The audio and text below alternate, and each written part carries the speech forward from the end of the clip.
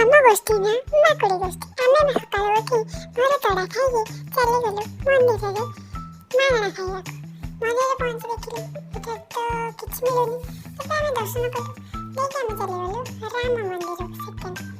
ରାମ ମନ୍ଦିରରେ ଯାଇ ଦେଖିଲୁ ଏଠି ତ କିଛି ମିଳିବ, ଏତେ ବଡ଼ ମନ୍ଦିର କିଛି ତ ମିଳିବ ଖାଇବା ପାଇଁ। କିନ୍ତୁ ଏଠି ସମସ୍ତେ ମୁଁ ଦେଖିଲି କି ସମସ୍ତେ ଦୀପ ଲଗାଉଛନ୍ତି। ଦେଖିଲା ବେଳକୁ ମୁଁ ବି ଦୀପ ଲଗାଇଲି ତାଙ୍କ ପାଖରେ ଏବଂ ଭଗବାନ ପ୍ରାର୍ଥନା କଲି କି ଆମକୁ କିଛି ଖାଇବା ମିଳିଯିବ ମାଗଣାରେ। ତାପରେ ଚାଲିଗଲୁ ଦେଖିଲୁ କି କିଛି ନାହିଁ। ତେଣୁ ଆମେ ଟିକେ ମୋବାଇଲ ଖୋଲି ଷ୍ଟାଇଲ୍ ମାରିଦେଲୁ। ଷ୍ଟାଇଲ୍ ମାରିଲୁ ତାପରେ ଦିଅଁ ଦର୍ଶନ କଲୁ। ଦିଅଁ ଦର୍ଶନ କଲା ପରେ ଏଠି ପଣ୍ଡିତ ଜଣକ ଠାକୁରଙ୍କୁ ପୂଜା କରୁଥିଲେ।